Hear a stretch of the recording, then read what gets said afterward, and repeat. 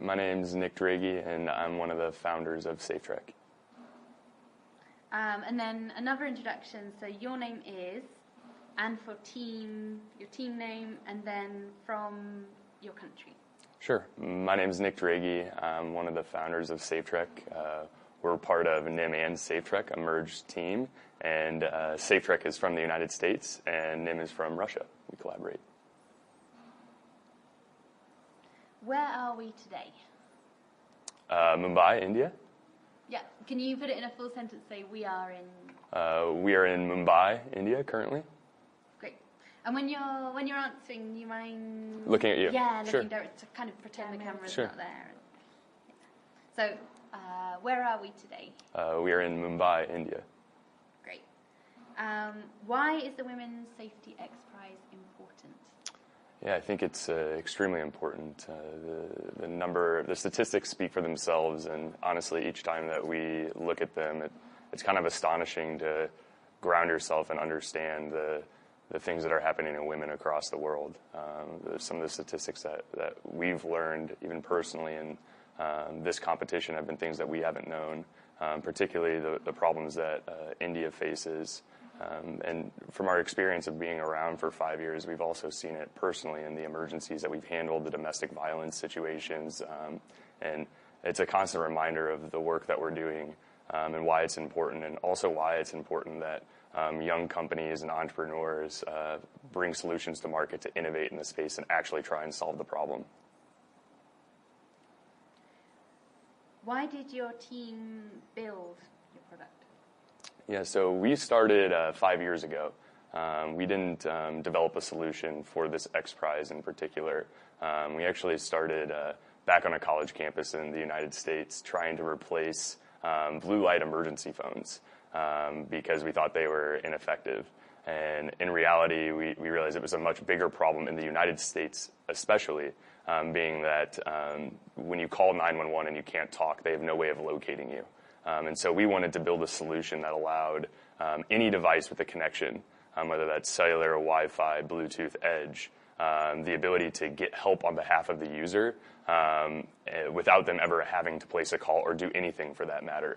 And we thought it was a massive problem in the United States. But then when you start to take a look at the issues that exist in countries like India and other countries that aren't as developed, it's even much larger. And so we think there's a huge opportunity for us to take what we do in the platform that we've built to dispatch emergency services in the U.S. and North America and transfer that here to countries like India and solve the same problem.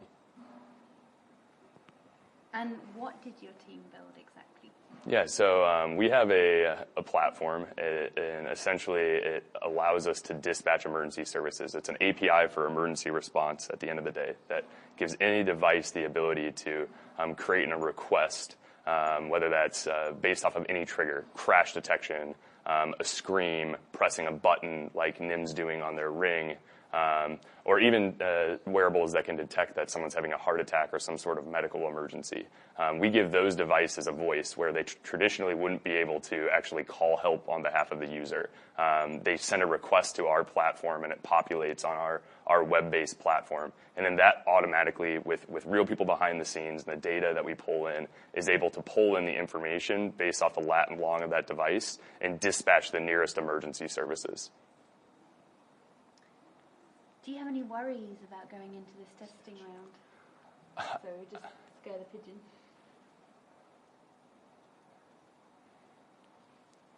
Oh. Seems like that was enough to scare the pigeon. Yeah. Sorry. Do you have any worries about going into the testing? I think it's natural to be nervous. You know, we've put in a lot of work to get to this point. And of course, there's nerves about, you know, what are people's opinions going to be on your solution and can you make it to the next stage? But I think at the end of the day, what we've tried to remind ourselves is that we're all trying to solve a problem.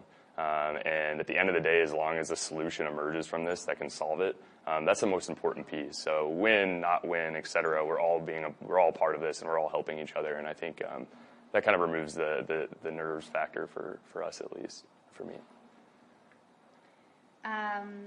What have the challenges been? Yeah, so I think the obvious challenge, which has also been a great testament to XPRIZE and this competition in general, is our teams merge. We don't have a hardware device. NIM has a hardware device, and we focus on the actual act of getting people help once there is an emergency. But the triggers, we're agnostic to what those triggers are. And so NIM's hardware device has a button, it has an application, et cetera, that then sends an alert to us and we handle. But that required us merging. And so it's been awesome. We've gotten very, very close. A Russian and U.S. team, you probably would have never expected that coming out of XPRIZE. But it's also challenges because we're in different time zones. There's language barriers there, and there's things that we have to work through. But I think that's been a really amazing experience. And I would say of my professional life, this has certainly been one of the coolest things that we've done from a collaboration perspective. And I think it's exciting. Have there been any financial challenges? And if so, how have you overcome them? So we've been around for almost 5 years now, and we started our company bootstrapping it, and eventually, a few years down the road, we went into the route of being venture-backed. But my answer to this would be, if you're an early-stage company trying to improve your product and grow your team, you should always be financially stressed. Because it requires you to continue to invest in the best talent, to continue to invest in the best product development, to continue to invest in the best software and technologies that are coming out into the market in order to bolster what you have as a product. And so the answer is absolutely yes. Every single day we think about it. And I don't foresee that changing even with a $1 million prize here at XPRIZE. What are your dreams and what were your dreams and aspirations that led the team to this point? Yeah, well, I think from the day that we started, our dream has always been to make the world a safer place. And specifically, our mission is to protect and comfort people so that they can live freely.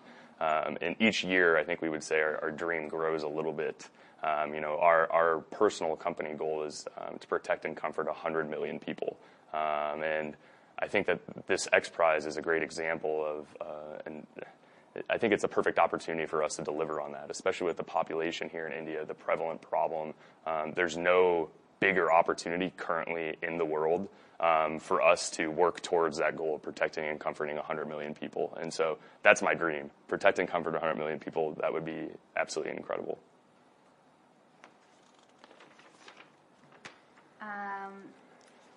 That leads me on to the next question. Is there a sense of urgency to bring this technology to the world, and why is there a sense of urgency? Absolutely. I don't think that there ever will be a time that something like this isn't urgent. Because even if you bring a solution to market and it solves the foundational problems that exist, there's always going to be more complex issues that evolve. I mean, if you look at some of the countries that have the human development indexes that are high and very high, they have other problems that emerge from those classes that evolve there. And so the answer is yes. It should have been done yesterday. But I also think that once something comes to market, there's going to be an urgent need for us to iterate, build something better, and deliver something that's either a better solution to what we bring to India or a new solution to a new market that doesn't have what we brought here. Are you going to win? And who's going to win if your team doesn't win?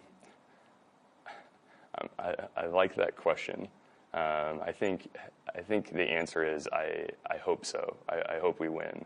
But I think the answer is also, if we don't, this will still have been an amazing experience, and there's a lot of other great teams that are here.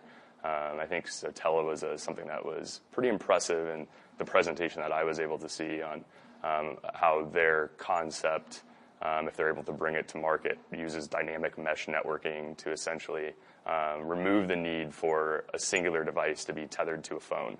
And so in theory, if it's out there and it has a high penetration rate with a lot of people using it and it triggers an emergency, it should be able to use other devices in the network to eventually find a device that's connected to a phone to get that alert off. I think if that technology can be developed, not specifically their technology, but the other technology, the dynamic mesh networking, can be developed to support the solution that they're bringing to make the range greater than 10 meters, I think that's extremely impressive, and I would like to see that come to the market. Do you have any potential collaborations? Absolutely. So it's unique for us because we're not a hardware product, and in fact, many of these companies that are here today, we already have conversations with, in particular, that are getting ready to release, or at least eyeing releases in the U.S. market. The reason we had the relationship with NIM is they already have a product in the market. It's not just a concept or in the prototyping phase. And so we had already partnered with them and had worked with them, and so that's how we were connected. But these other companies that we've been able to connect with, as these products come to market, absolutely, we want to collaborate, and we want to be the ones that power the emergency response behind the scenes when they're actually triggering emergencies. How will your technology affect the world? Yeah, so I think, first off, I think that's an impossible question to answer because who knows how it will 10 years from now. And I think it already has butterfly effects. I mean, in the U.S., we've handled 50,000 real emergencies. And so in our eyes, we've already at least made a small impact in our corner of the world. But I think that the technology specifically is an important one, which is, a connected safety platform where today, if you want help, you're required to pick up the phone, call 911 or 112 or whatever that number is, and transfer all the information about the emergency that you're in to someone on the other line, and then they have to go about dispatching emergency services. That's crazy when you look at the technologies that are out there. You can press a button and get an Uber ride to the airport. You can order a package from Amazon in a matter of seconds. You should be able to get the help that you need with the tap of a button. But going beyond that, actually moving into a layer of automatic safety, where these devices are so smart and have the technology that they can detect that we're having a heart attack, they can hear us scream, they know we've been in a car accident, enabling those devices to actually trigger the emergency and get help on our behalf. So there's nothing that has to be done on the user or the person that's in an emergency. And that's important. And we think that it's possible to build this automatic safety bubble around people just to better protect them and ease the anxiety that is so prevalent in life today. Fantastic. And just while it stopped banging, can I get your introductions again? Because hopefully, I'm sure it probably start the minute you start, but let's see if we can just squeeze it in. Sure. So can I get you to introduce yourself? So my name is, and then your title. My name is Nick Draghi, and I'm one of the founders of SafeTrack. And then can I get you to say, my name is, and for team, from? My name is Nick Draghi for Team NIM and SafeTrack, and we're from the United States and Russia. Fantastic. Where are we today? We're in Mumbai, India.